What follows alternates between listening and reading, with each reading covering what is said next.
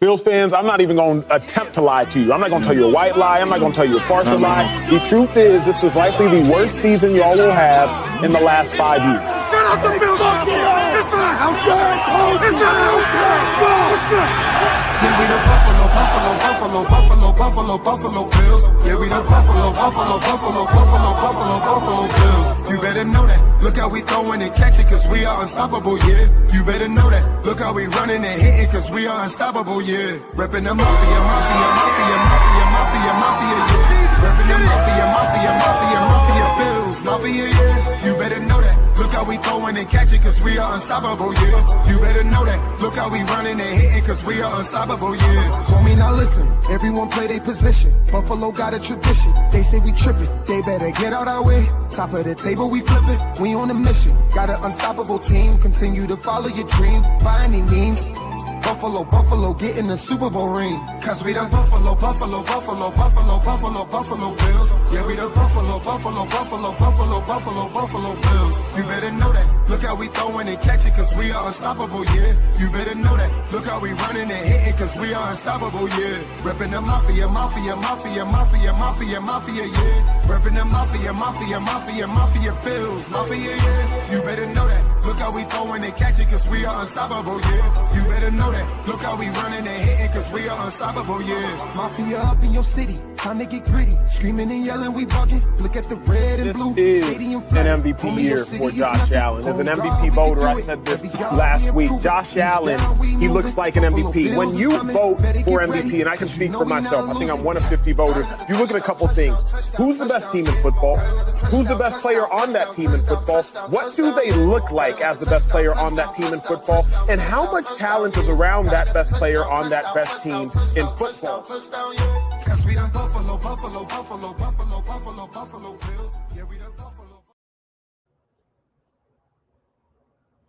And good evening, everyone, and welcome to another edition of the Coast to Coast podcast.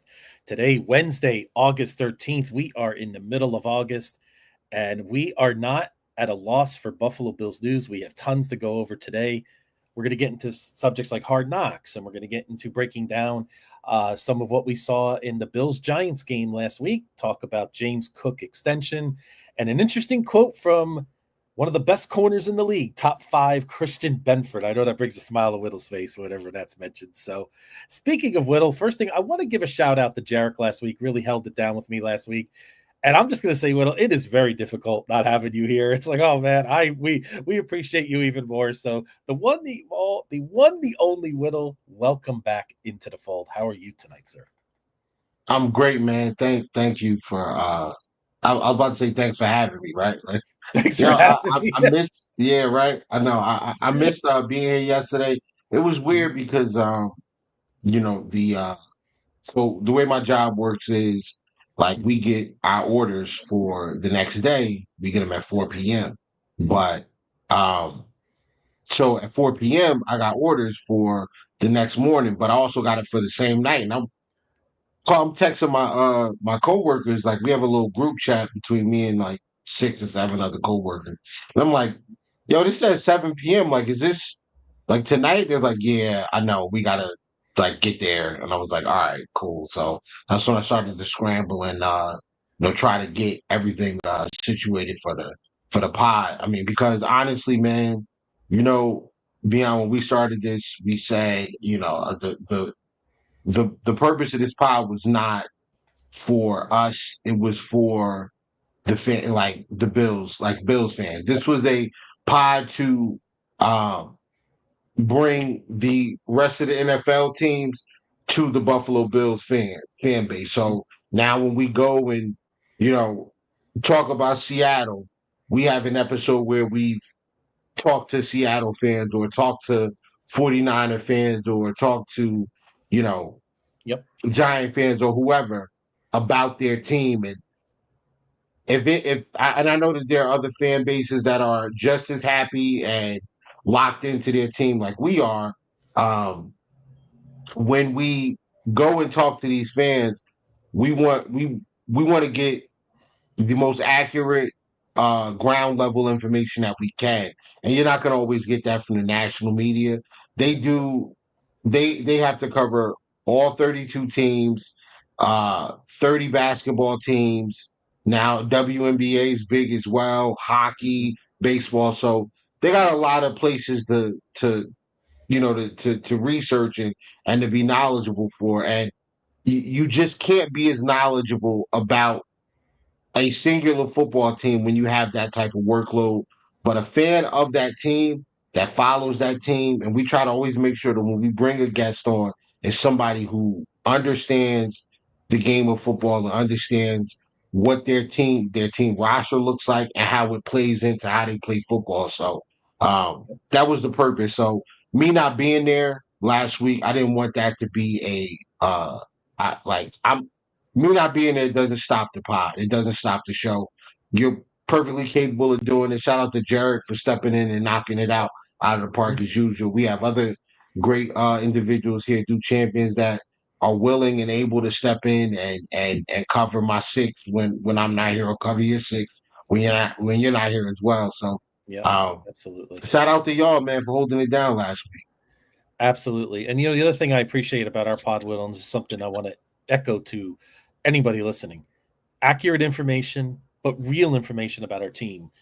We're not afraid to critique or talk about things when maybe it's a little uncomfortable, maybe for some other fans.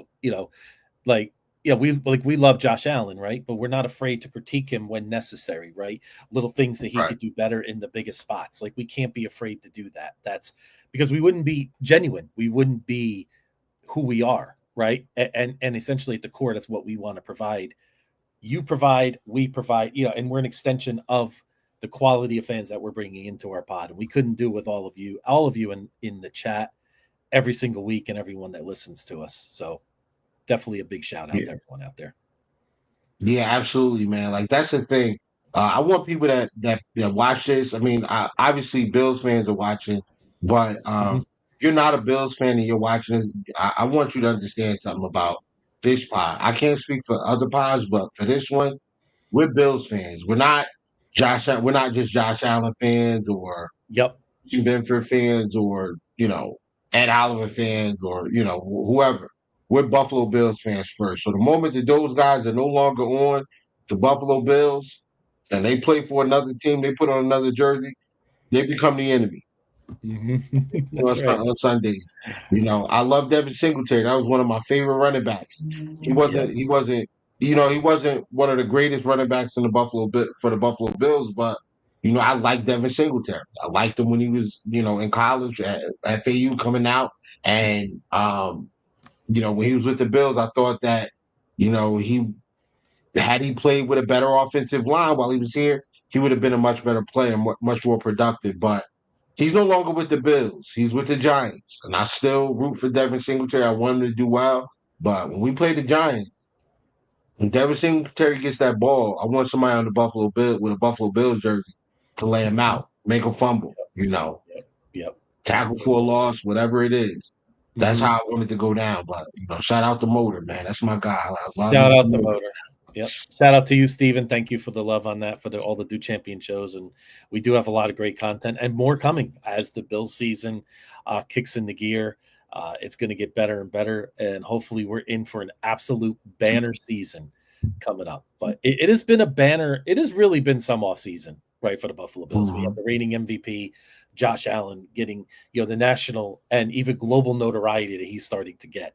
And now we're getting a lot of love from the HBO network, which, Hard Knocks has always been one of my favorite shows. I don't care who's covered. I love watching it. I find it very interesting. And now our Buffalo Bills are front and center. So Whittle will put your, critique, your review hat on, right? You're sort of like Rotten Tomatoes or, one of those like reviewers of TV shows. But maybe we'll dive into episode 2 and just Oh, kind of yeah. take away some thoughts. We can kind of spitfire back and forth, but I really enjoyed it. But we'll get into the details. So just wanted to get your first thoughts on that. Okay, so full disclosure, I watched half of the episode. I didn't get through the whole thing. Um, I don't know. I think I was on a space or doing something else when it came on live, and it's weird because It's my fault because I didn't set the alarm for when Hard Knocks came on. Because what I would have did, no matter what I'm doing, like I have Yeah. HBO Max, I have the app on my phone, so Yep. I have it Yep. on my television, but on my phone as well. So I'll just click on and watch it when it's live. But so I didn't catch it at first. I caught half of it, you know, Mhm. and what I saw, what I saw was what we've been seeing. Um, Josh Allen at practice, uh, Keon making big plays, Keon with a catch over Christian Benford. So all of you Bills reporters saying that Keon's having a terrible camp, he's dropping the football. I mean, on Hard Knocks, I watched him catch one over the best corner that we have on the team. Mhm. So put that in your pipe and smoke it. But ultimately, like I enjoyed the Hard Knocks episode because I don't feel like there's anything forced. Like it really is kind of what the Buffalo Bills are. Like the Buffalo Bills are for lack of a better phrase, a boring organization, man. They are Mhm. they are buttoned up and it's very culture driven. It is attention to detail, you Mhm. know, and they're just focusing on doing the little things right, and those turn into doing the big things right. So um what I did see with I watched the whole thing with Sean McDermott and his skincare routine. Had no idea that he was dealing with that. I don't know how. Like I understand the Bills fans. Some of you guys have never forgiven him for 13 seconds, but like we've got a heck of a coach, and I don't know how. I don't know how, based on what this team looks like and where we are, how you're a Bills fan and you're not rooting for Sean McDermott to be successful. That Mhm. I don't understand. Um, if they talk about KJ Hamler Scooter one more time, I, come on, like enough, right? Yeah, it was cool. KJ I mean, Hamler Scooter, bro. I do like the KJ Hamler story that you don't have Penn State guys, so I'm very impartial to my Penn State players. Yeah, I'd love Right. to see KJ make this team and be a part of it. But still, I got you. I think there's a couple things going on. I want to shout out Steve's comment here. I'm shocked that Keon Coleman hasn't been a part of this yet. I unless maybe they're Oh, saving I'm him. sure it's coming. Yeah, Like, yeah, how do you not have Keon Coleman, who's an amazing personality, not be part of it? So maybe they're just like, they know we're waiting for it, so we're going to watch it. Still zero comments from your guy, Matt Milano. Not a peep yet, which are we really shocked? No, right? So bro. that's one I thing in haven't. particular. I have never heard Matt Milano speak I don't even know what his ever. voice sounds like half the time. Like Me either. if you close your eyes, is that Matt Milano? I may get that wrong as much, and we're not average Bills fans, right? So Right. that really speaks to how he's about. So, I know. yeah, I know that you're right there's an. about this. This was a great story about McDermott, and I like to shout out to Jim Johnson, the great Eagles coordinator, how he's his Yeah. mentor. Rest his soul. Jim Johnson was a great dude, and I didn't realize that he had skin cancer too. I didn't realize that whole time. Right. So, and I Yeah. like to call the Marv Levy, of course. And man, if I could be that sharp at 100 years old, man, please, I'll sign up right now. I mean, that guy is still, for being 100, Still got it.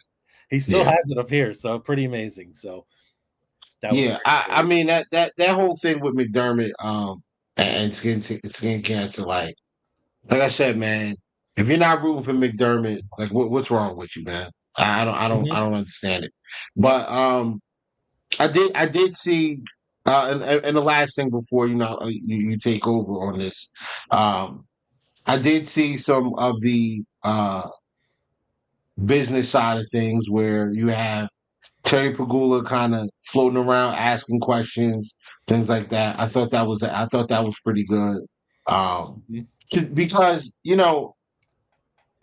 I like for the owner to be involved, just not mhm. overbearing, right? Like Yeah. when I think about the overbearing owner, I think about Jerry Jones, and then Yep. it immediately takes me to Suge Knight's famous Source Award speech.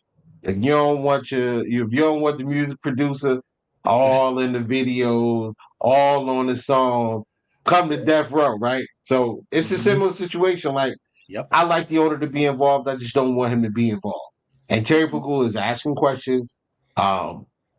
He wants to know what's going on. They showed where he's, sitting on the field talking to McDermott, and then in the boardroom or meeting room or office room or whatever with Brandon Bean, and they're talking as well. I thought that was pretty good. I like those little Mm-hmm. nuggets when it comes to the organization. And it just shows like he's there and he cares. It's not like he's there. Obviously, he should care because like he's sinking his money into this team. Mm-hmm. Um, so you should care about your investment, but ultimately what I got from this episode is kind of, from the half that I watched, is kind of what I got from every episode, man. It's like this is a culture driven, tight knit family of a team where, these guys care about each other. When you hear people say like, oh, play for the other guy, play for the guy next to you. I think these guys actually do it. Like I really believe that they care about the man next to them. Case in point, Buffalo Joe Andreessen got Mm-hmm. a lot of camera time early where they talked to him, and I thought that was kind of nice to give him a shot and give him some screen time. That's a local guy that I believe he played football in high school at Depew, and he went to Buffalo for his last year of college, went to University of Buffalo, and then walks on to the practice field to try out for the Buffalo Bills, earns a spot in training camp at the rookie mini camp, then earns a training camp spot, then earns a spot as on the 53, which was, you know, not Mm-hmm. in. I mean, we knew this was kind of going to happen because we followed the draft pretty much. So I Mm-hmm. knew Joe was probably going to make the team as long as he didn't screw up. And he went out there and had a great game against the Steelers. But ultimately, what I got from Joe was it's a microcosm of what this team is about and what Buffalo is about. Really, it's about the grind. It's about continuing to work, continuing to put forth that effort, continuing to uh, take every day as if it's the day that you might get cut or might be your last day. These guys go out there and they perform at a high level and they do it every day. Joe still acts like he's not a lock on this roster, and I Yeah. love that. I love that Yeah, because it absolutely. shows that he's continuing to work, and you see it. You see it with the improvement from last year to this year, and you also see it with how much they trust him, right? Like they were Mm-hmm. willing to cut Bale Inspector. I know Bale Inspector got injured, but like they were willing to cut him, and he was the backup Mike. So now the backup Mike is Joe Andreessen. That's his job, So, yeah, take it away, man. What did you get from the Absolutely. Oh, show? absolutely. Got quite a bit for you, so I'll condense it as much. Joel and hearing Buffalo Joe's story took me back to when we had Dr. Reggie Brown on our pod. He used to play for Right, Houston. He went to an HBCU school. He was undrafted. And remember, we told him he was one of the 29,000 individuals that have played at least one game in the NFL. yeah, And I remember he was taken back by that. I said, just think about what you accomplished, right? yep, Undrafted, played 4 years in the NFL. And I think about, but it made me think of when I saw that, it made me think of him, just how incredible Joe's story really is, right? To right, be undrafted, a Buffalo kid, right? Whittle, this is like you or I, right? Growing up in New York, like somehow I played college basketball at like Monmouth, right?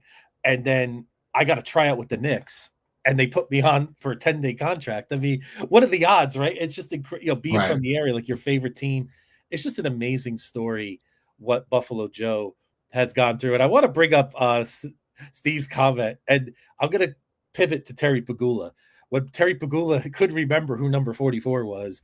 And the funny thing about Terry Pagula is I know most Bills fans love Pagula, and I like Pagula. But there's an alternate side to me with Pagula, and that's the Buffalo Sabres. Now, if you're a Buffalo Sabre fan, you're pulled in bloody directions. And when he couldn't remember that, I just grins like, that's and I just think about what's going on with the Sabres, right? So there's always Yeah, that little tie into that. The one thing about Pagula I noticed, Whittle, I don't know what it is about you could tell the difference between a millionaire and a billionaire on the screen, can't you? Like, doesn't Terry just Yeah. looks different, right? It's just there's something I don't know what. There's only a couple thousand billionaires in the world, right? So they Mhm. walk to a different drum. They're not one of us. I mean, let's just be honest. They're it's just how Yeah. it is, Man right? doesn't have a care in the world, bro. You Not a know, care. it does not. No. And he had the shindig, he had a party at Terry's, so that was pretty good to see how he had everybody there. And he talked about Kim Pagula a little bit. That was great. And of course, the Hamler story. You're right. I love the scooter, but I've had enough of the scooter. I'm scootered out. So that's cool. I want to hear about Hamler making the team now. I think that's one of their, they always identify a few players, right, that they're going to follow to see if he makes the team. So Hamler's one of those. The backup quarterback situation, which we're going to get into in our breakdown, that was an interesting little thing.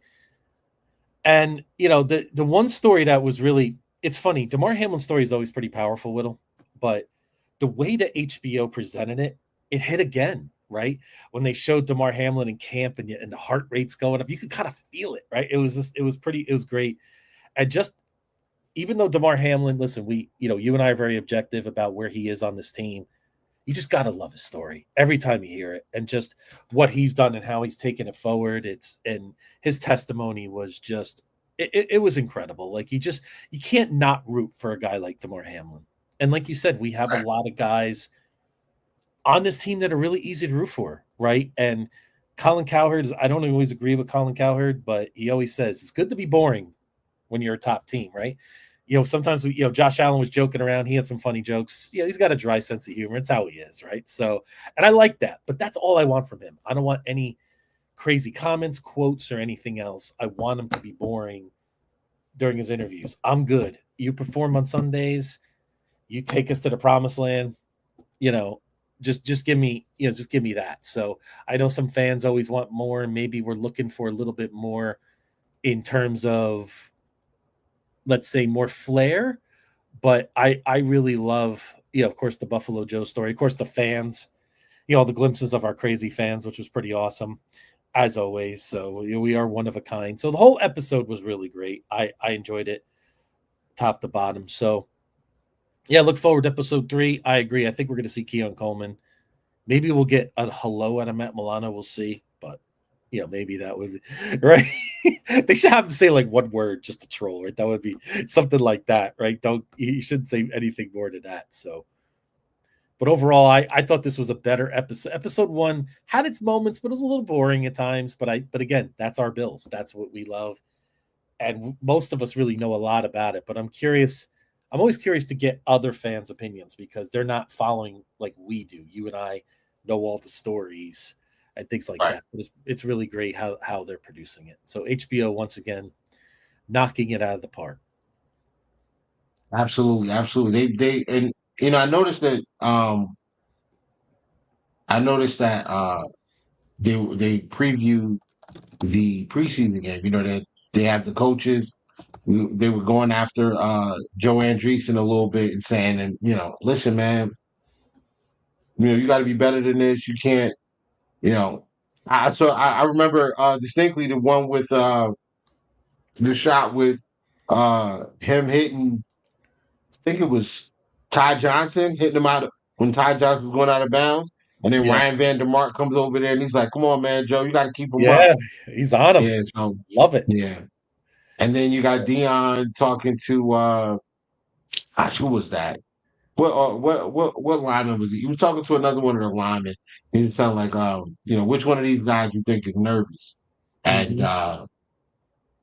I want to use that to segue into uh the preseason game because that Yep. was the first live game action we saw with these young rookies. Mhm. And when they ask guys on this team what young rookie stands out, especially on defense. Like, oh, which one of these guys is standing out? Even some of the offensive guys are talking about it. The name that keeps popping up, man, is TJ Sanders. And we got an opportunity to watch the Bills play against the Giants. And my gosh, man. First, like Bosa looked great. Michael Hoyt looked great as well. We'll get into that a little bit more. But those rookies, listen, Deion Walker and TJ I've been Sanders, I've been waiting for this all week. brother, like,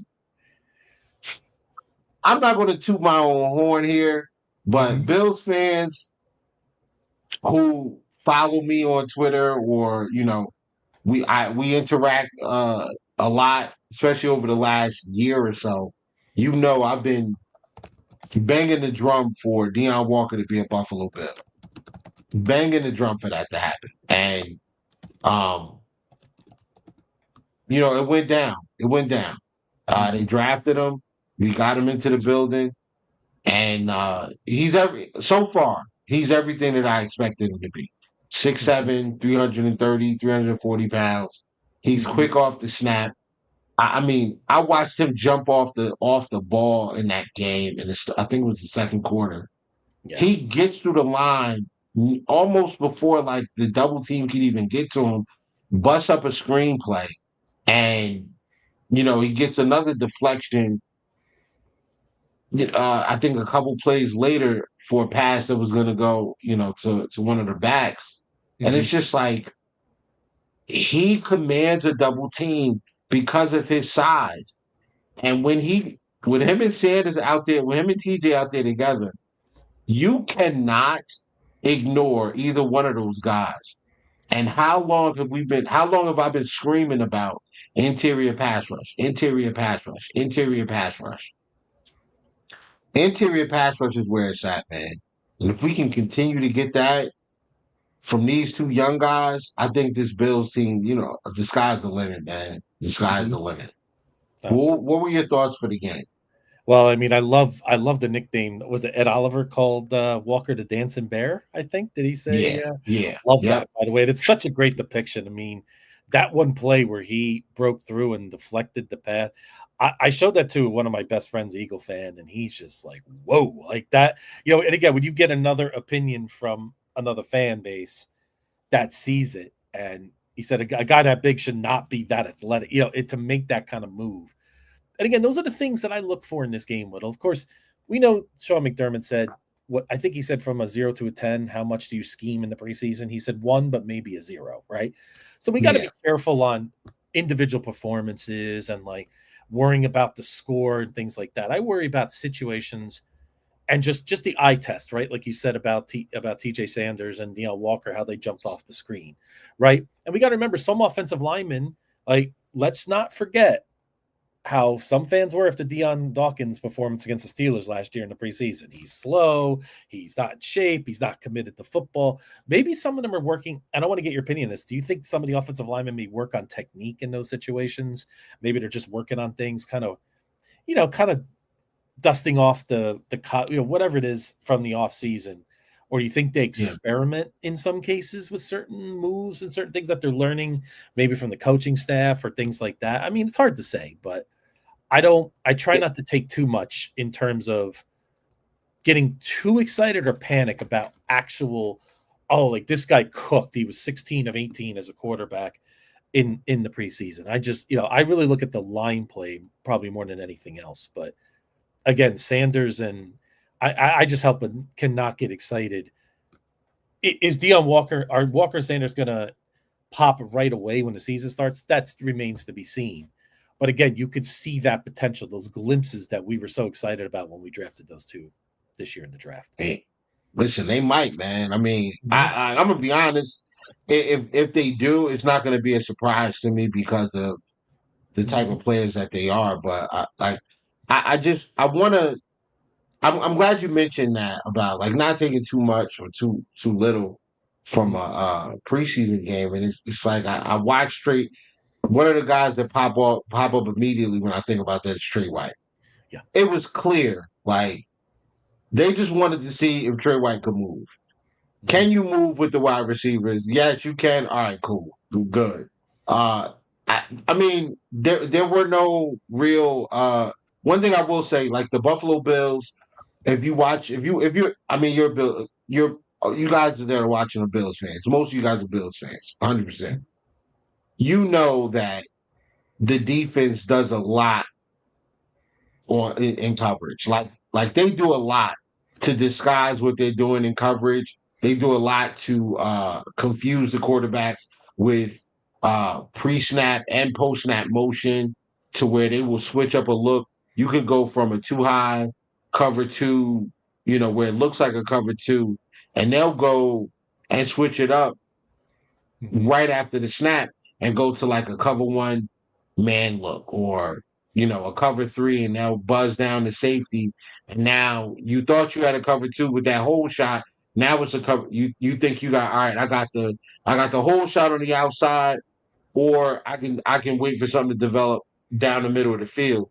Now we go to a cover three look, throw a robber underneath or buzz the guy or buzz the safety now, and now that check down that you thought you had or that post over the middle of the field, if you throw it, it's going to be intercepted or at the very least broken up, right?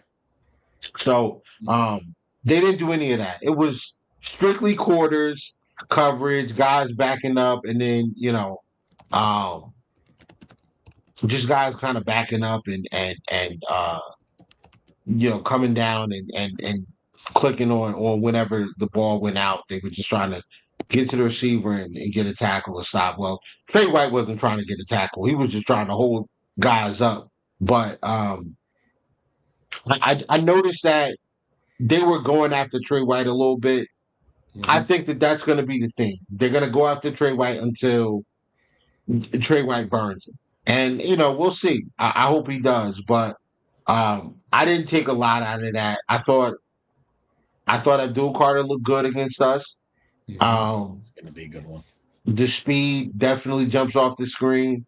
The strength definitely jumps off the screen. He really tried to go through Deion Dawkins' chest on a couple of reps. He beat Osiris Torrance pretty well. But I think those guys were just more focused on technique. I think they were more focused on, just we're just out here trying not to get hurt, guys. And luckily, Abdul's hungry. He's a rookie. He wants to get after it. Absolutely.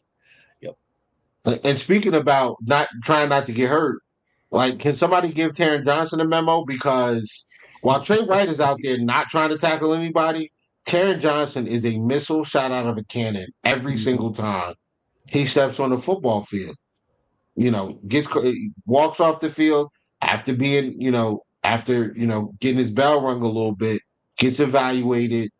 They release him to come back, and coaching staff smartly said, "Nah, dog, you're done. You're done because we need you when the season starts." So, I know you're not listening, but somebody get this out to Taron Johnson. Dog, chill out, bro. Chill out until week one. Like, we need you for the Ravens game, bro. Relax, okay? Good God.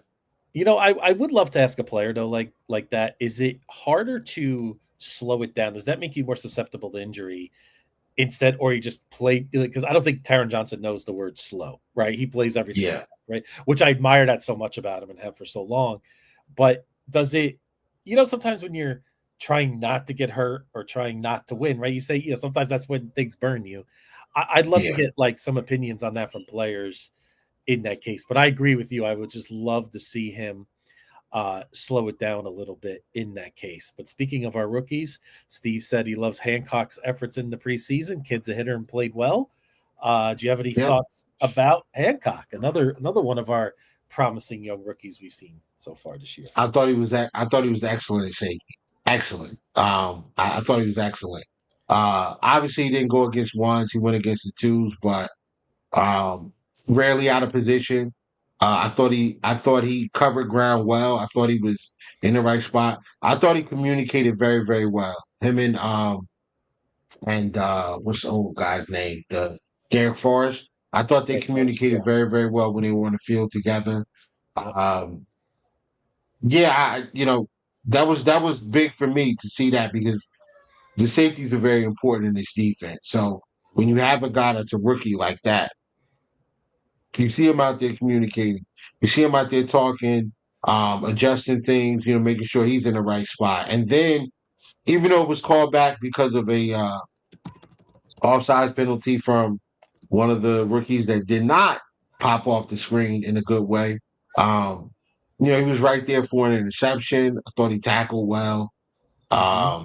Yeah, listen, Hancock. If in my opinion, Hancock is shooting up the depth chart. I would be surprised if he's not at bare minimum safety number 4. Bare minimum safety number 4. But Absolutely. Sean McDermott, after the game, was asked directly, "Do you think Hancock's going to see more reps in safety after his strong play?" And he said, "Absolutely not, because we have a plan for him." And I think that plan is going to be more along the lines of playing the nickel, being the backup, the primary backup nickel, and then spot starting or spot playing at safety if needed. I think you'll see, in my opinion, I think you're going to see Cam Lewis switch permanently to safety. And I think that's better for him, despite him being, like 5'9", 5'10", whatever. I mean, he reminds me of Taron Johnson in he's all gas, no brakes, always. And I think the safety spot's probably better suited for him from a coverage standpoint. He made some great plays, man. I saw him shoot. You saw him shoot the gap and make a TFL in the first quarter against the run. Him and DeMar Hamlin got to start. So yeah, I was impressed. I was definitely impressed with the guys that with some of those guys, especially on the defensive side of the ball.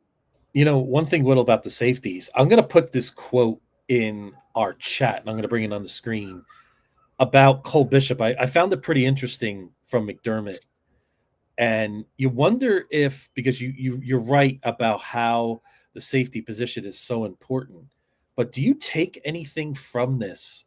What McDermott's saying, is this a little bit of a, hey Cole, you better step up here. I'm getting a little impatient. Maybe guys like Hancock or somebody else, or maybe could these guys be pushing? I mean, as crazy as it sounds, even though he's a second round pick, we know this league moves fast, right? We have options.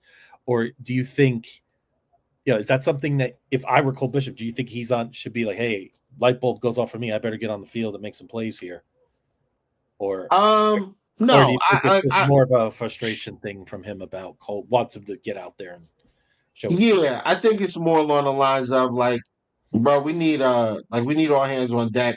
They're installing the defense. They're installing all of their checks. They're installing all of their different calls and things like that. And he needs to be out there for that. Yeah. He needs to be like, it's one thing to talk about it, but it's another thing to actually walk through and do it while you're on the field, right? You want to see how guys are moving. You notice a guy that's missed a lot of time as well this offseason with Taylor Rapp, but you haven't heard McDermott say anything about that. Why? Fair. Taylor Rapp knows the defense. He's going into his third year into this defense. He knows it. They're not worried about that. So with the safeties, I'll say this much. It's definitely a situation where that's one of those positions where you can't miss a lot of time because of how important the safeties are to the defense. So if you're going to be on the field for the Buffalo Bills at the safety position, there's got to be a level of trust there. And McDermott, in order for him to trust you, he's got to know that you understand what he's asking for on a down-and-down basis, and you're able to execute it at a high level. So, not that Cole can't, but until we see it, man, it is what it is. But real quick, before we move any further, let's take care of something that we always seem to forget about. Let's play these Bills real quick, man.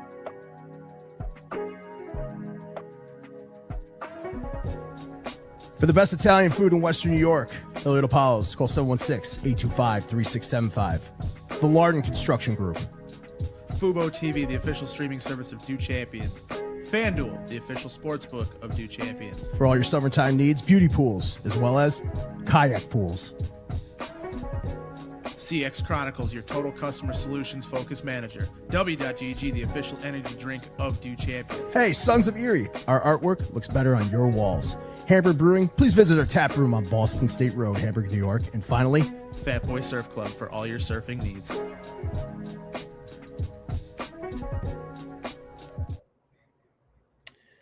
And we are back after paying the bills. Thank you to all our great sponsors. And we are back for part 2 of Coast to Coast here on this Wednesday night. And Steve had another good comment here. And I'm going to take this just a quick another way about we played the Ravens week 1. The one thing I'll say, though, if you really look around the league, there's a lot of players out right now, right? We're not alone. And I'm not trying to minimize what's going on with the Bills in terms of injuries, but the Ravens have had their share of some injuries as well. I actually like that we're playing in week 1. Let's go right away. Sunday night, the scene is going to be set. Our last game, right? Our last year at Highmark Stadium, Rich Stadium / Ralph Wilson. So I'm looking forward to that, Whittle. Like, do you feel like that game's too early, or are you comfortable with that being week 1?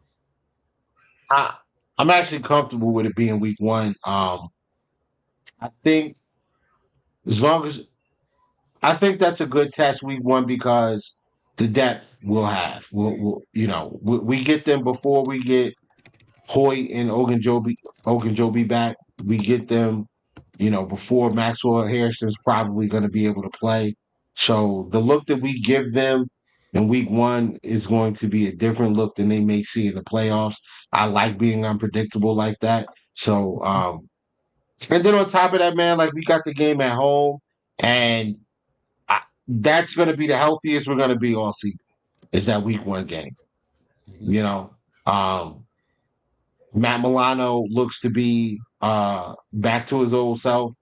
Terrell Bernard is still working his way back into game action. I'm pretty sure Terrell will play this week.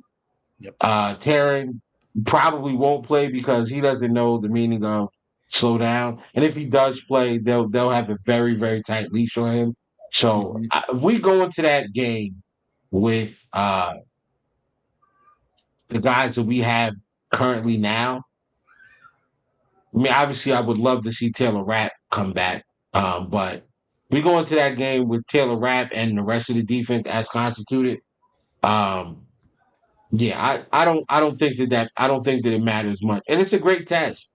It's going to be a great test because you have Zay Flowers, you got Rashad Bateman, you have Tez Walker, DeAndre Hopkins, and obviously their 2 tight ends, Mark Andrews, and I know Isaiah Likely's working his way back from surgery that he had, but bro, like they're gonna have the full complement of their team as well. So Yep. and we get to them before, like that's gonna be a game where it's gonna be teach tape because the mistakes that you make during that game, we're going to be able to build off of. And you're playing a great opponent. The Baltimore Ravens are a great team. I think they have the best roster in the NFL. So going into that game, to take from that game, I think it's going to be invaluable towards progressing this team towards where you want to be going into the playoffs. And make no mistake about this, the Buffalo Bills are going to win the AFC East and we're going back to the playoffs, whether it's the 1 seed, the 2 seed, or the 3 seed, preferably the 1 seed. Trust me when I tell you this, the Buffalo Bills will be going to the playoffs yet again for another year. For sure. Absolutely. So, and this game could go a ways to determining that 1 seed, as we talked about. I mean, I haven't analyzed the Ravens schedule in particular, but they do play in listen, division games are always division games. No matter how you slice it, there's always a couple that are tricky. So even as Kansas City, they had their struggles with Oakland many times over the years, off and on. Now Vegas, excuse me. So I can't even keep up with the Raiders anymore. I mean, who knows what city they're going to play in next? So, but I digress. But that be as it may, I agree, Whittle. I mean, unless we completely collapse or a lot of things go wrong, we're going to win the AFC East. And that's not being arrogant. That's just being real. And look at their other, New England's coming up, as we know. They're getting better. They're going to be a team to keep an eye on. And Steve says here, we need to get Samuel healthy and highlight him like we did Watkins right before we traded him, and I hope the result's the same. Yeah, where do we stand with Curtis Samuel right now? I feel like he's the forgotten guy in the wide receiver room, right? And he did show some glimpses last year late, and there's some things I still like about him. Mm-hmm. But, we also, it's Tyrell Shaver season, I saw some video out there where somebody said that we should make Tyrell Shavers the number 1 wide receiver now after that preseason game. And I said, yep, overreaction Sunday is alive and well, ladies and gentlemen. And I love Tyrell Shavers, but that's insane. So But I want to get your thoughts there, on Samuel. there's always the camp darling. Tyrell Shavers is the camp Mhm. darling this year. Last year Yep. was, I think it was Joe Andreessen. Yep. So I mean, every year we have one. This year's Tyrell Shavers. Now I do think Tyrell Shavers has earned the right to a spot on the 53, 100%. Whether he gets a jersey every week, I don't know, but he definitely has earned the right. Um, I- Curtis Samuel's interesting because Curtis Samuel, when healthy, is an amazing piece in his offense. He's got the speed to run away from guys. He's built, he's built to take contact and contact balance. His contact balance is pretty good as well. I like what Curtis Samuel brings to the offense. I'm not sure that Elijah Moore can do the same things that Curtis Samuel can do. Mhm. If you had to ask me so far this year, over the last 4 years or so, I think Curtis Samuels has been a better receiver than Elijah Moore has. Now, Elijah Moore, in my opinion, is probably the more talented receiver. Um, but can he do the same things as Curtis Samuel in that role? I don't know. I mean, we haven't seen him do it yet for us, so but that's why you have the offseason. That's why you have the coaches. They're going to make the determination. And listen, if we do end up trading Curtis Samuel, it is what it is. Um, yeah, I agree, Joshua. Shavers will not clear waivers, so you cannot even try that. I agree. If it comes down to it, and you got to make a trade out of the wide receiver room. I don't think you get as much for Elijah Moore in comparison to what you would get for Curtis Samuel. Mhm. So if that's what it comes down to, then it is what it is. I'll be fine with it because again, I'm a Bills fan, not a Curtis Samuel fan. Even though he's kind of local, he's straight out of Brooklyn, New York. Um, Okay. yeah, it'd be tough. If I would not like for him to be gone, but if he does, if they do move on from, I can understand, and I'm fine. Like I'll be all right. We got Absolutely. Josh Allen. We got Josh Allen. Throw whatever receiver in here. We'll be all right. Yeah, and true, and the pieces have to fit too, right? So, like, if you're Right. going to keep a Shavers, who would he be a better? If you're going to move on from Elijah Moore or Curtis Samuel, I don't think we're moving on from either of these guys. But let's say we did Yeah. hypothetically, who would Shavers best fit to supplant that production, right? Or has that skill set? Would it be? Is it either of them at that point? Or No. I think we like what we saw out of Matt Collins last year. Mhm. Tyrell Shavers is built kind of similarly to him. Yeah, good Big, point. tall receiver with Mhm. downfield speed. I think that they could put him in that type of role. I also like the option of having him. I also like the option of having him on the field and that freeing up Palmer or Keon to work in the slot because you still have a big downfield target on the boundary, and you can move one of those guys into the slot. And I think both of those guys will. I think both those guys in the slot present. Obviously, they present different challenges to the defense, but I think both of those guys are matchup issues for most teams. Now, obviously, Marlon Humphrey, week one in the slot, that's going to be a difficult. That's a difficult nut to crack, and or for the offense. But that's what you got to do, man. Like that's the team you're going against. We got to get prepared for that. So whatever we can do to create mismatches and create an advantage somewhere else on the football field, let's do it. Let's move guys around. Let's get pre-snap motion going. Let's move Mhm. guys around and use that orbital motion to get guys free releases and really get this offense going. And Yep. speaking of the offense got a nice shot in the arm today.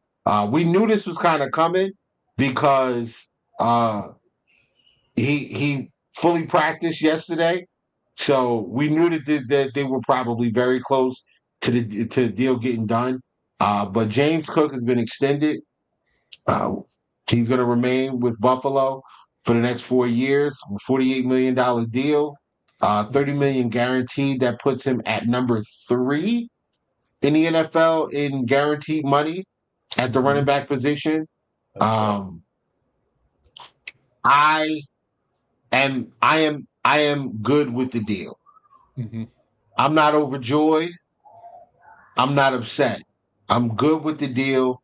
I do think that James Cook has earned an extension. He's earned a contract. I don't think he ever should be. I didn't think he should ever be in the range of the $15 million that he was originally asking for, and I also thought that $8.5, $9 million was kind of a slap in the face based on what he Yes. gives this offense. Mm-hmm. Um, but 12 was like the sweet spot. We've been talking about that. 11, 12. I think if he's right around there, that's fine. 12, 12 and a half would have been okay. He signs for $12 million a year. I'm happy about. I'm good with that. Yep. You know what? Screw it. I'm happy, bro. I'm happy. Yeah. I'm glad we got this done. Let's get it. Let's get it behind us. Let's do it. What Yep. what what, what are your thoughts on the James Cook deal? Listen, I'm just going to put a couple numbers in here for you, Whittle, and I'm going to add it to our group here as well, just to put up a little more detail on some numbers here, just to give you an idea of what it's looking at, the guarantees, in terms of the cash and the escalators. I think he's seventh highest paid now, I believe, in Yeah, terms, which is about right. Right. We've always said that James Cook, when you think of elite running backs in the NFL, he doesn't come to mind right away, but he's right on that high tier of tier twos, right? And I still think he yeah, could get better. I still think there's a little room for improvement. Is James Cook gonna suddenly be a bell cow where he carries like Derrick Henry and he carries your team? No, I don't think we should expect that out of James Cook, but a little more improvement in the passing game and just be consistent as he is as a runner. I yes, think those things. It was funny. James Cook. I remember I was at his first game in LA where we were at the SoFi. Fumbled on his first play, the first snap. I'll never forget yep, that. I was like, oh boy, is this James Cook who we drafted, but he's really he's earned it. I agree, Whittle. I feel like this is, as a fan, I felt like this felt like a B to me. It's not an A. It's like, oh, it's incredible. I mean, but I think it's about right, right? We yep. always hear that, oh, you don't pay your running backs, but what's the alternative at this point? We're in our Super Bowl window right now. James Cook holding out for a long time or holding in as he does, that was a good sign too. And once Josh says I gotta have him, if you're a friend of Josh, you get signed, right? Usually, so right. But that will lead into our next thing. We'll talk about that in a minute. But I think overall, and Steve hit it right here. It's a 3-year, $30 million deal. What it feels like to me, the Bills said, okay, maybe you can't get the 15 you want, but let's give you a little more guaranteed money. Is that fair to say? You feel like that was kind of like that beam will bend on this side. Maybe it doesn't look the same optically, but you're getting, and I love the emotion that Cook showed when he signed. I thought that was great, and it really speaks to he really wants to be here, Whittle. If he didn't want to be here, he would be home. He wouldn't even be with the team. So definitely nice to see you, Galactic, as well, and Joshua as well. So, and I agree, that's exactly what happened. But that's where I'm at with it, Whittle. Onward and forward, we look at all the 4-year deals we've given out, and we have our core, right? For the most part, we have a couple of other things coming up, which I know you want to elaborate on in terms of Yeah. the aftermath of the James Cook extension. Yeah, I mean, to sum this, to kind of sum up the off season, I feel like that was like the final piece to the puzzle, man. And when I say the puzzle, I mean like the puzzle to the off season.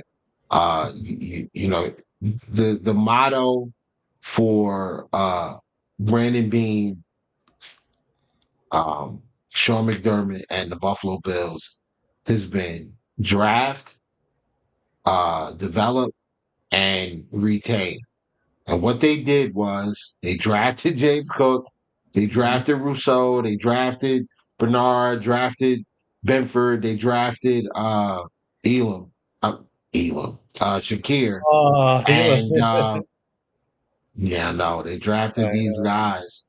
They developed them. Benford, and as far as the numbers say, Benford's a top 5 corner in the NFL. Like argue with a wall somewhere, or argue with your mama about that. Um, Gregory Rousseau is one of the best run defending defensive ends in the NFL. Khalil Shakir, yeah, he can't. We that's all right. We got the better back, and yeah, and there's no argument about that anymore. yeah, Um, yeah, yeah. yeah, Shakir's established himself as one of the better slot receivers in the NFL. He's also established himself as a security blanket, catching well over 70% of the targets thrown his way. He's great after the catch as well. Terrell Mhm, Bernard, I gotta say Terrell Bernard's a top 10 linebacker in this league.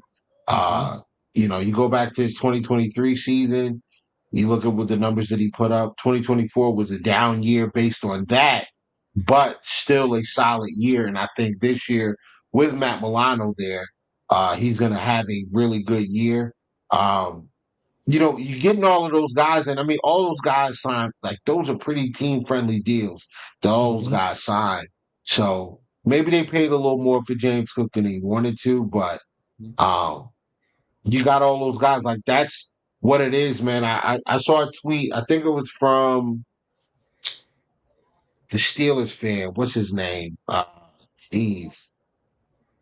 I don't want to screw it up. I'm not gonna put it out there until I have the right information. But Mhm. the tweet was basically saying, like, remember, 2 years ago when the Bills moved on from, the offseason 2 years ago, when the Bills moved on from Poyer and Diggs and Davis and Mitch Morse, and a lot of these guys kind of just went off into, we either cut, or in Dave's case, we traded them or let them walk. All those guys got moved out of here, and now we re-signed the young core. And that's really, like, the Buffalo Bills really went through a rebuild over the last 2 years and Mhm. remained one of the best teams in football. And I think that's a testament to the organization, but it's also what you do if you're a really good organization. The Eagles Yep, did it. yep. The Eagles went to the Super Bowl. They lost a bunch of guys from that roster. They lost a bunch of coaches, and they overturned everything. And then they went to the Super Bowl and they just won it. The Mhm. Chiefs did it. The Chiefs had all those older guys. They had Tyron Matthew. They had Frank Clark. They had who's the other, a couple of L'Jarius Sneed, their receivers, Tyreek Hill, offensive line guys, like they had Orlando Brown, like a lot of those guys are gone. Mhm. And what happened? They stayed competitive, kept winning Super Bowls, returned over that roster, and now look at them. They drafted this kid, Simmons, to play Yep. left tackle for them. He looks great so far. They Yep. drafted Jared Hicks and Brian Cook to take over as safety. You Mhm. got Noah Williams, who they just picked up. Trent McDuffie's there. They George Karlaftis now is there, to replace Frank Clark, and he made some big plays on their way to the Super Bowl this year. So, like, that's what you do as a good organization. You don't Mhm. tear it all down and fall apart. You compete, you rebuild while you're still a good team, and you get right back at it. Another team that I want to give credit to is the Rams. Rams won a Super Bowl. They had a bunch of older guys. They, Yep. let a lot of those guys go. They sent a lot of their early draft picks away to get the players for that Super Bowl. And they hit on the draft in the fifth round. They hit on the draft in the sixth and the seventh and the fourth and Mhm. the third and all those guys. And now look at them, now Yeah, look at they these did it guys. without Jared high Verse. picks, which Right. and cap held in some Yep. cases too, Yep. which was very Yeah. impressive. Yep. Cam Kitchens draft pick. The guys that got Brian Young on the Mhm. edge out of Tennessee draft pick. I think he was a fourth round pick or something like that. Like, they got a Mhm. lot of guys, man, that they just hit on. They managed to hit on. A lot of those guys, even some guys on the offensive line, they got Kyron Williams. I think was like a 5th round draft pick. They just re-signed him, so like they did it. They did it the same way, man. So the one thing that we got to do is get to the Super Bowl. Now, speaking of that, I want to bring up a stat that I saw on wasn't First Take. What's that show with Nick Ryan and the rest and Chris Broussard? Oh, I forget the name of it. What is that? It's on not First Take, but First. No, it's not First Take. Oh, what is it called? First Things First.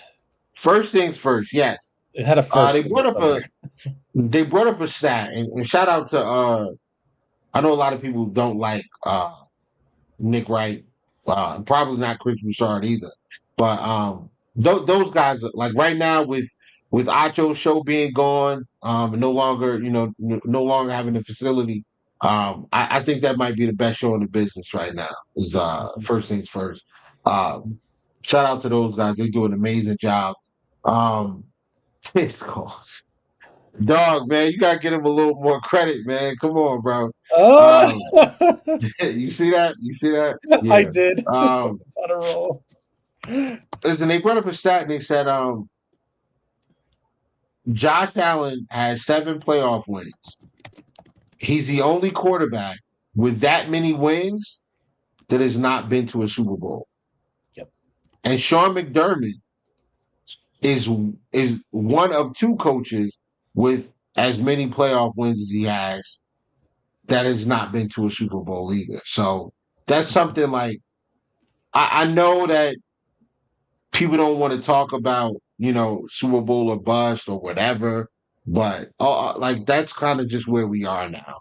And it is what it is. Like you can run from it, you can try to downplay it, but that's what it is. And to further that point, Christian Benford was asked about still shouldn't praise and shut. Listen, brother, you speaking to the choir right there, man. We should speak to the choir on that one. I'm sorry, let me get this in here real quick. Sure. Yeah, the Prather pick kind of I didn't understand it. I thought for sure on day 3 there was no way that they were going to not take Dolak, but I think that they played their cards. Well, let me not. It's not my take. I talked to Kevin McSeary about this, and I said, "Man, I'm surprised that they didn't draft him, and they took the wide receiver Prather, because I didn't like the Prather pick or the Chase Lunt pick. And we're gonna double back to Chase. We're gonna circle back to Chase Lunt because I'm gonna give him his flowers because I did not want. Yeah. I saw that draft pick and I was like, Chase Lunt, UConn. Yeah. We don't need another tackle. We got guys. No. We'll get back to him in a second, but the Prather pick I didn't understand. Now Prather's coming back from I think it was a groin injury or a hamstring injury or whatever. He's back on the practice field. But listen, I would have been okay with them taking Dolak right there. Because I think if you take Dolak, you probably don't need Shaq Thompson here. But agreed. Shout out to Shaq Thompson. He's been playing well in practice. Like he's looking good. Lord, he's hurt right now, which he's constantly been hurt for the last couple of years. But shout out to him. He has been playing well. But yeah, that would have been a great pickup, bro. But unfortunately, we don't get our way all the time. But let me double back really quick, bro. Chase Lunt, amazing. He had an amazing game. Did you hear that? What was that? That was the doorbell. The doorbell just rang. Oh, the doorbell just rang? Yeah, my doorbell. I don't know who that is. It's probably for my tenant downstairs, but whatever. Yeah, he was one of the highest rated rookie linemen in the in the preseason. I don't think he gave up a pressure. I honestly don't think he lost a rep. Like he was dominant in that game. Like he looked good. And you know how we always have these issues when it's cut down day of, guys making sure you got to take us to the front door. I'm not taking you guys to the front door. It's not happening. Mhm. um, who was that? Oh, okay, it was for downstairs. All right, no problem. Sorry about that, y'all. It's all good, little. It's all good. Yeah, Especially this late but at night. Like, who's ringing that bell at 10 o'clock? yeah, like, Right? yeah, who was that? Mm-hmm. Who was coming? Who's ringing his doorbell at this time of night? You tell me. Yeah. But nah, yeah. So yeah, Jarek is putting in some good stuff. It is not DoorDash. We don't DoorDash over here, brother. We get in the car DoorDash and for go pick Whittle. our food up. Yeah, we go pick Yeah, our food up, I'm brother. with you. And I Yeah, I don't. and I ate I hate dinner those food. already. I'm not eating after 9 o'clock anymore. Yeah. No, but yeah. So back to Chase Lunt. I was a little leery about the pick. I'm not gonna front. I when they picked him, I was like, Chase Lunt. Nah, I don't want this guy. I thought his arms were a little too. I didn't think his Yeah. arms were long enough. Mm-hmm. And I just thought it was like, what do we need a new offensive lineman for? But now, fast forward to right now, what do we have going on? Van Prank Ranger's hurt. Mm-hmm. Grable was in concussion protocol. We keep losing guys, especially on the offensive line. But then you have a guy like this step in, and he was amazing, man. He was amazing. So now, like, that's an even bigger luxury. Also, let's talk about Spencer Brown with the recurring back issue.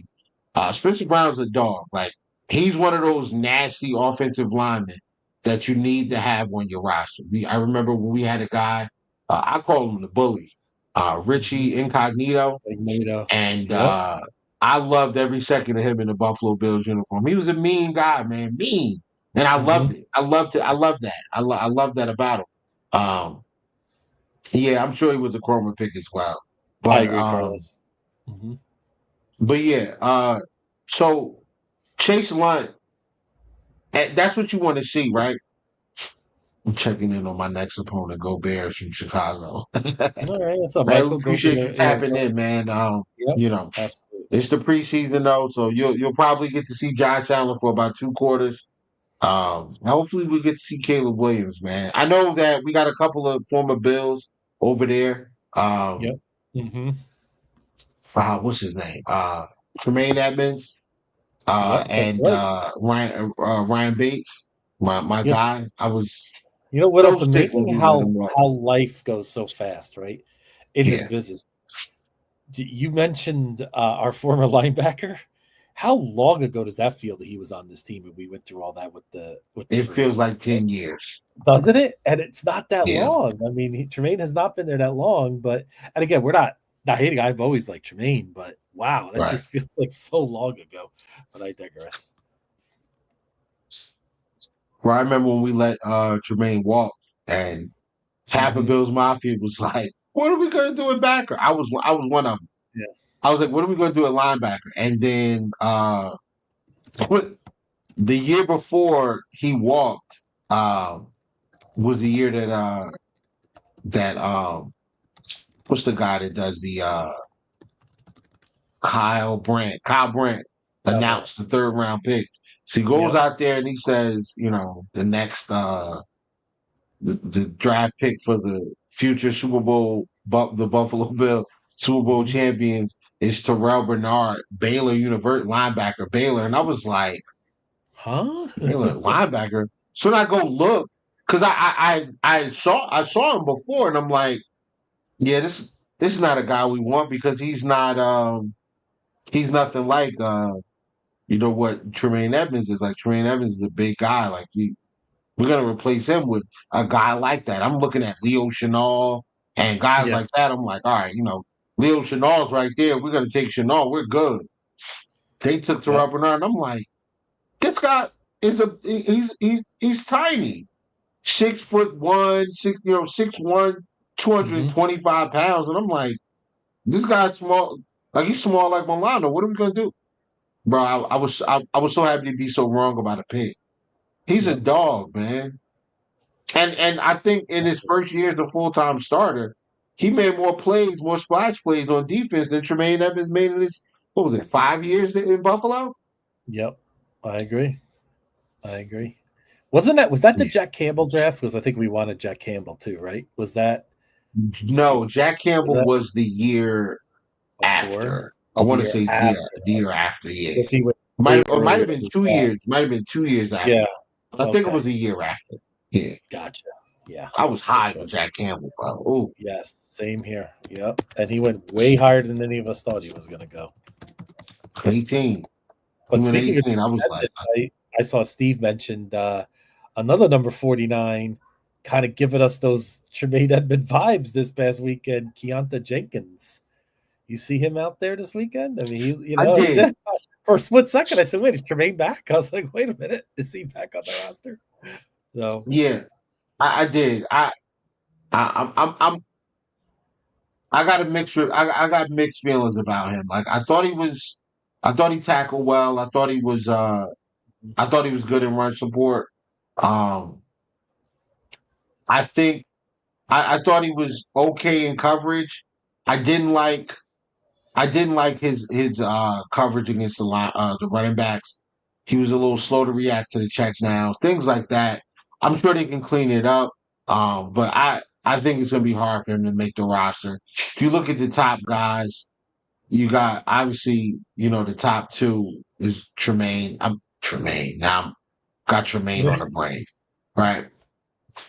yeah, Um you got Milano and Terrell Bernard. Bernard, Mhm. Matt Milano. Then after that, it's definitely Joe Andreessen and Dorian Williams. That's your linebacker 3 and 4 right there. Mhm. Then after that, that fifth spot is probably Shaq Thompson. Um, I think Shaq Thompson. The only saving grace is like Shaq Thompson is the guy I think they may be able to clear through waivers because of his injury history. And as a vet, like he's not hurting for the money or nothing like that. When you're a vet, you gotta accept the spot. If somebody tries to it claims you for waivers, you have to accept that. You have to accept going to that team. And if you don't, then it is what it is. But um, who's the other guy? So it's Ulufoshio, the guy we took out of Washington last year, Yep. and Mhm. then Keontae Jenkins, and then the Army kid was James Charlo, I think it Jimmy, is. yeah, I Jimmy believe Charlo. it. Jimmy Charlo. Yeah, I believe it is. That is correct. Yeah. You ain't lying, Carlos. Listen, I know it was against the threes. I know it was against the threes, but I thought he set the edge well.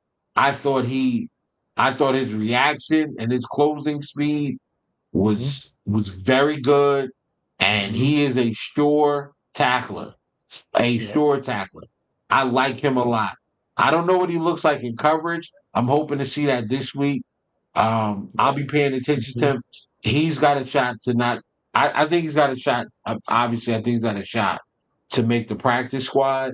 Mhm. Um, He's got but McDermott written all over him. yeah, Versatility. I Yeah. honestly, bro, like I feel like they keep this kid on the practice squad. He's gonna make the 53 next year. Mhm. I really think if he makes the practice squad, they keep him on the practice squad all year. He's making the 53 next year, 100%. Mhm. I I see the same type of trajectory as a Buffalo Joe, where they keep him on the practice squad as much as they can, and then they bring him along slowly, and then he's going to be on the roster. Absolutely. Actually, I can't even say that. Doc. Buffalo Jordan, we didn't even put him on the practice squad. We couldn't because he was Nope. going to get snatched up last year. So, Mhm. I mean, we're but definitely going to have a couple things. We're definitely going to have a surprise cut. I mean, who's that's going to be? I mean, I don't think it's going to blow us away, but it's going to be someone that a lot of us are not going to be happy with. And number you think it's two, Hamlin? you know, Hamlin is such a, the thing about Hamlin is No, I just, Hamler. Hamler. Hamler. I was going to say Hamlin. Hamler, yeah, I just don't know if he makes it, Whittle. It's Shavers is going to make it really difficult uh, in terms of, getting rid of Hamler. I mean, now we are going to have two extra spots, right? Because Hoyt and who's our defensive lineman again? I'm always drawing a blank. Ogunjobi.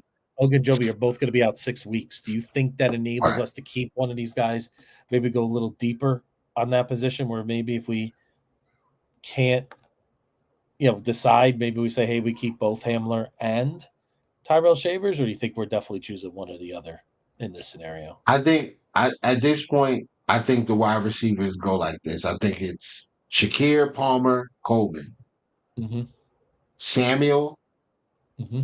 uh, what's the boy's name? Elijah Moore. Elijah Moore. I think those are your 5 locks.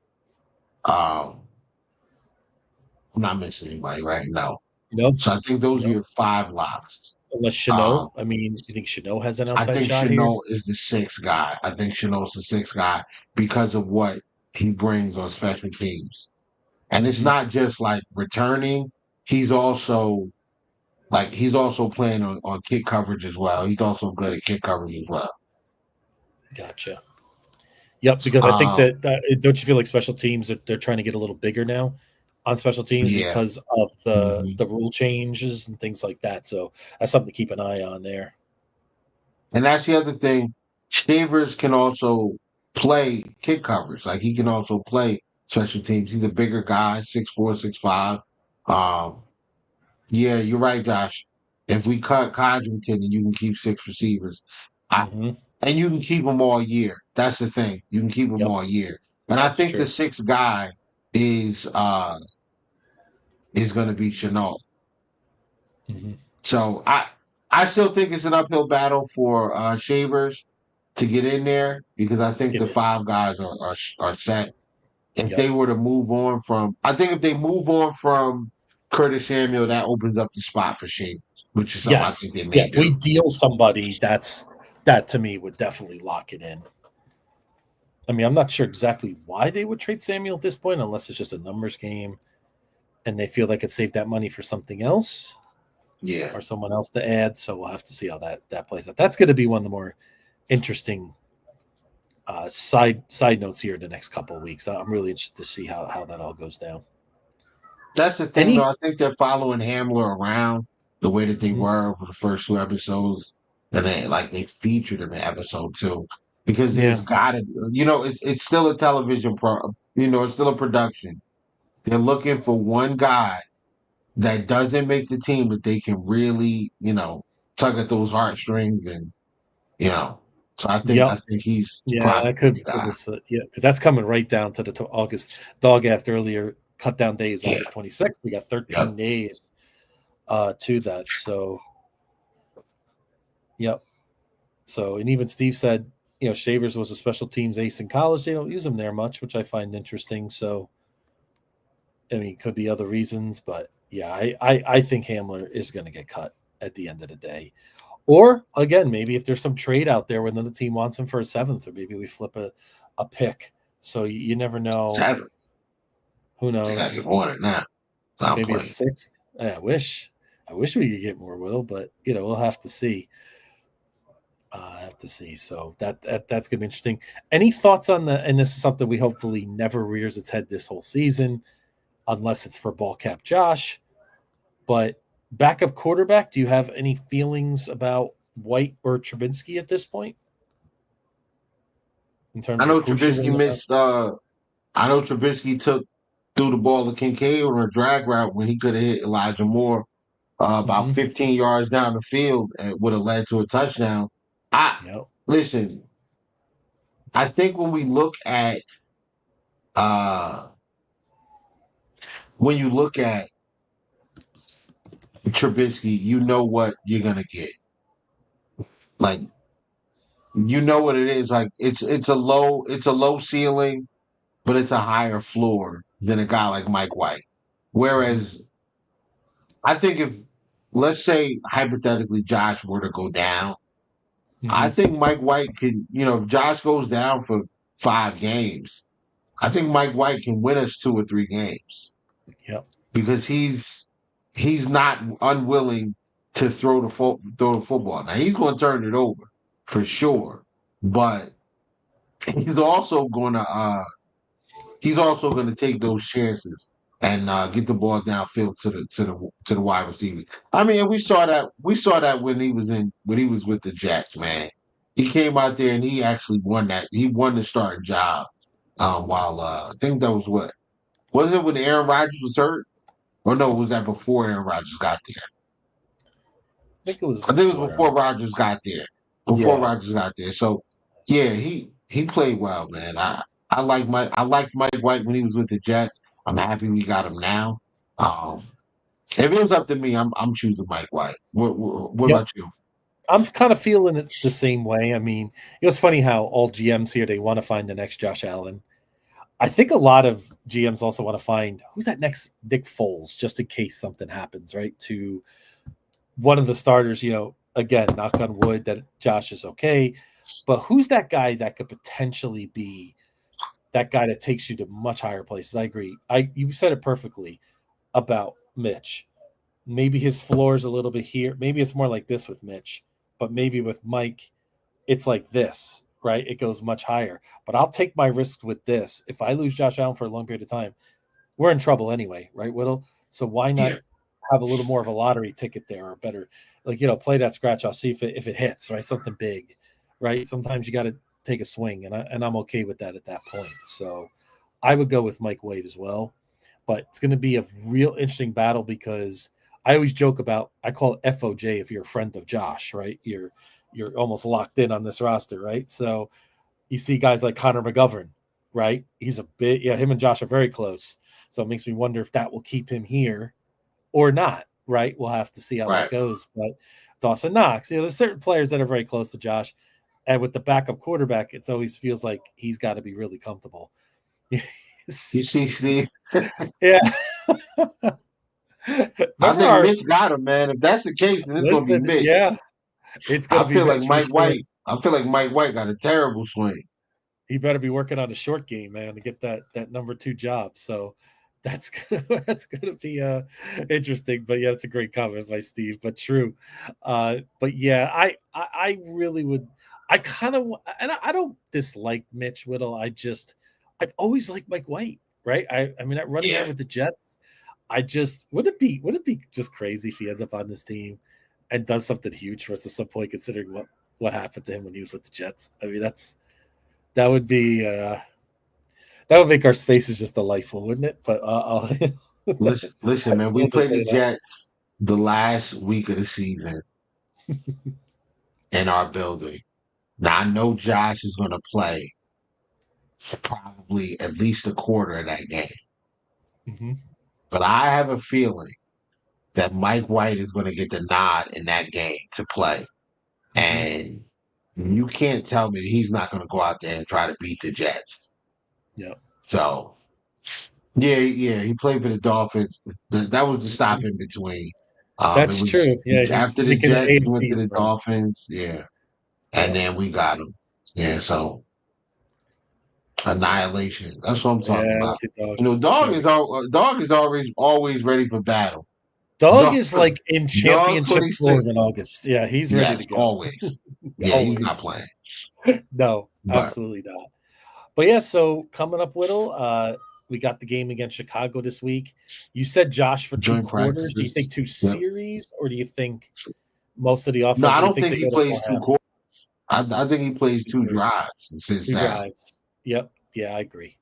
We can't take too many chances with that. So, anything, just to go briefly over that game, anything that you're really looking forward to seeing in terms of a battle, in terms of a player, do you have your eye on come Saturday?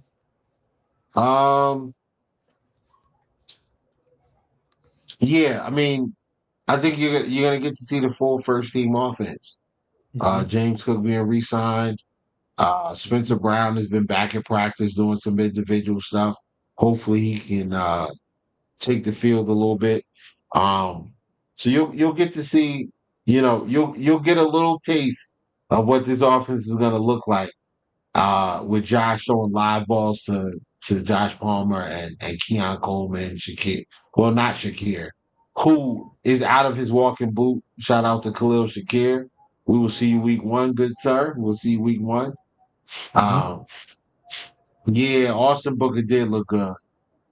But that was against the Dolphins' offensive line. So let's see what he looked like against us. Yep. And I apologize. I keep saying Saturday. We're playing Sunday, August 17th Yeah. against the Bears at 8 p.m. Eastern. What's like 8 p.m.? Yeah. Yeah, I love it out here. It's a Bro, 5 o'clock start time for us West Coasters. Perfect. Bro, we getting prime time preseason games. Like that's how you know Yes, you we good. are. That's how you know you made it. Yep. You It's know on you made Fox, it when by you the getting way, prime too. time. What's up, David? Yep. What's up, David? Good to see Oh you, no, David. that's Highlander. What's up, Highlander? Oh, what's Patrick, up? that's Patrick. Yeah, that's Patrick. Oh, there we Cannon go. David. It's Patrick. What's up, man? Gotcha. What's Um, going on?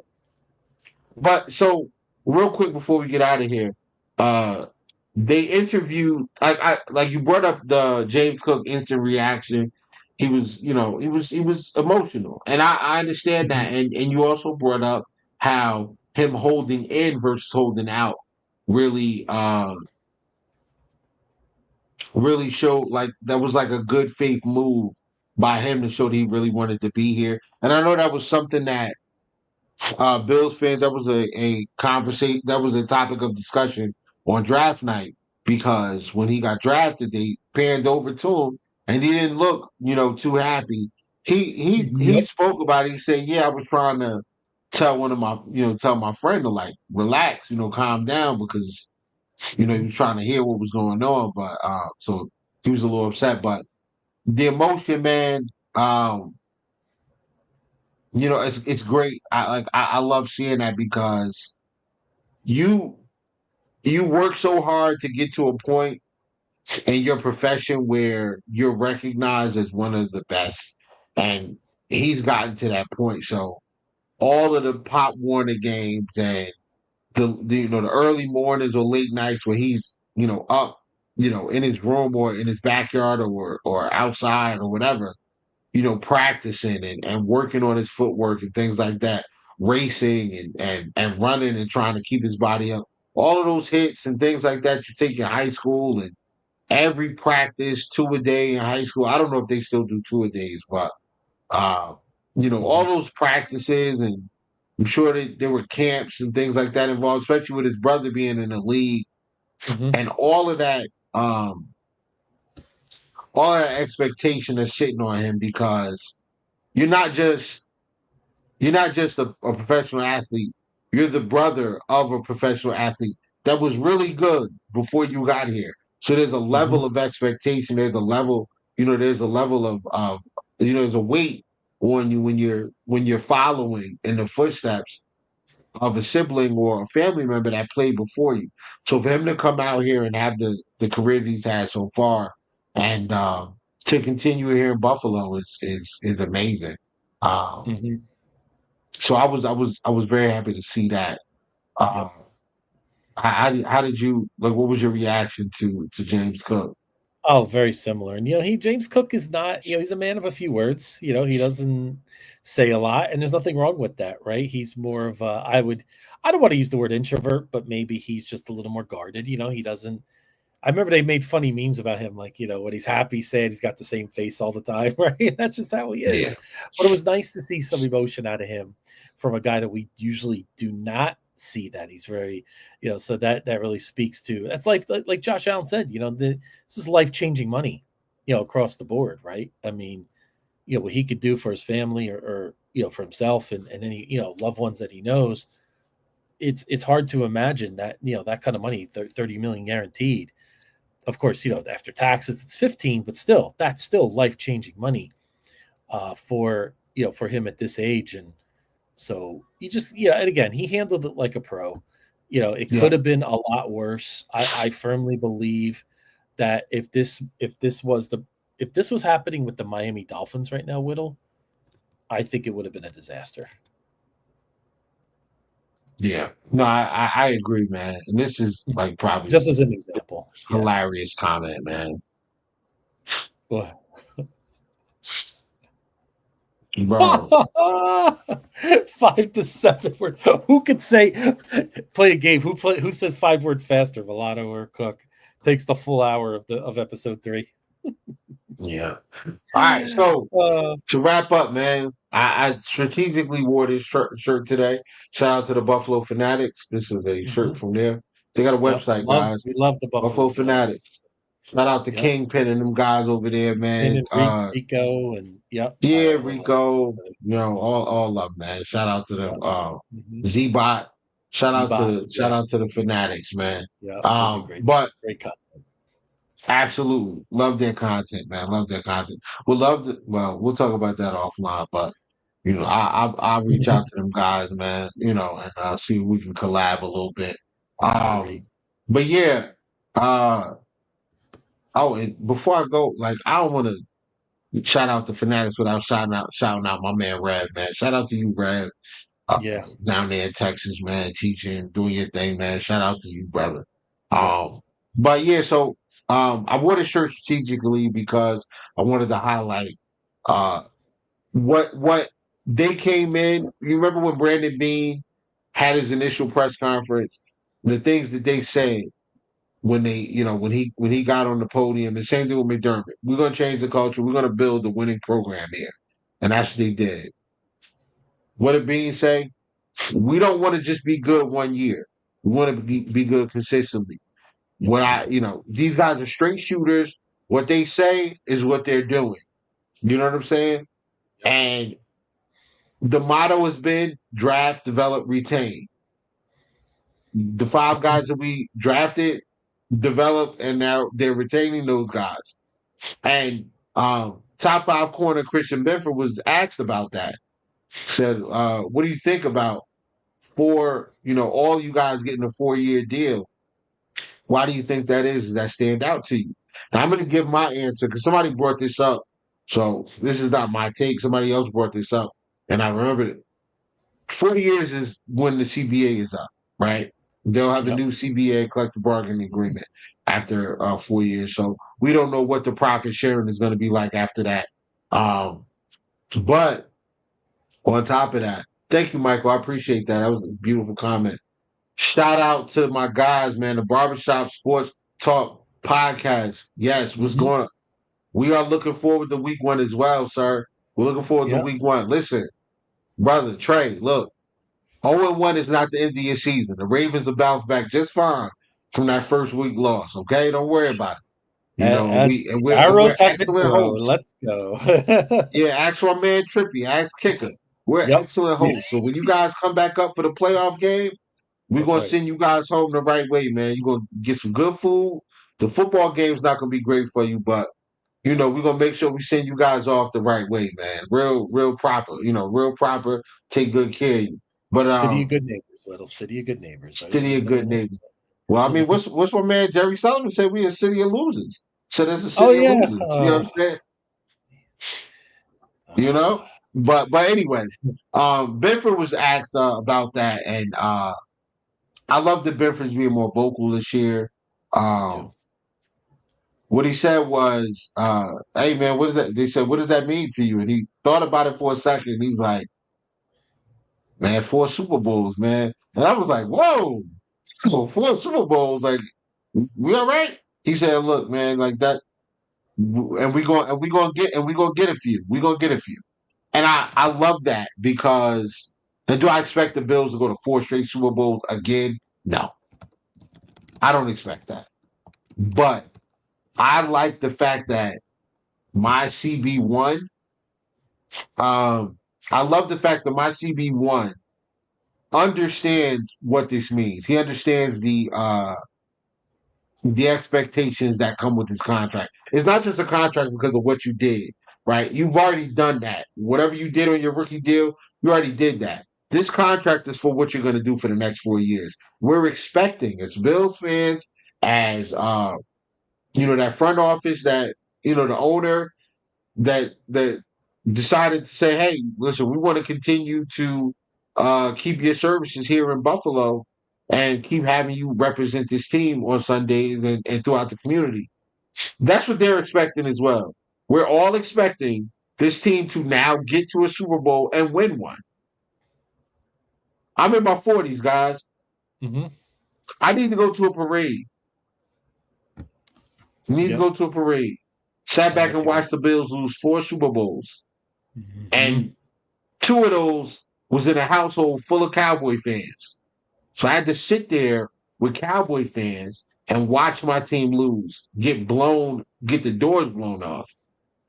It's enough. Let's also not forget, Whittle, that us being Jersey guys, being right in New York Giants land for the most Yep. painful loss of all, me being a senior in high school, having to go to school Why the next right? day.